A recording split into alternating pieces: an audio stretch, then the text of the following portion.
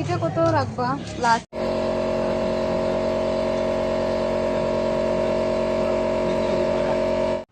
আমার কারখানাতে আছে প্রায় 20 সেট মূর্তি আছে, সরস্বতী মূর্তি সবই ওটাকে।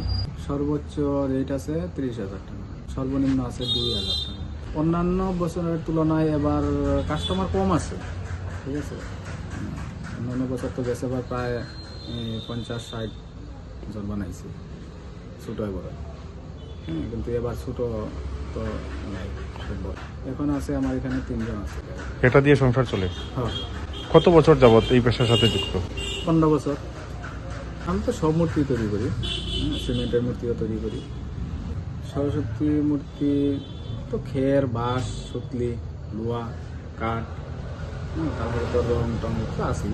লাভের হার তেমন নয়, তবে এখন জিনিসপত্রের দাম বাড়ে গেছে, যার ফলে লাভের অংশটা কম।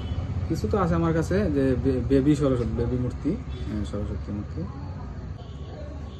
আমার এখানে তো বড় চাহিদাটাই বেশি, মানে বেবি মূর্তির চাহিদা বেশি। হ্যাঁ।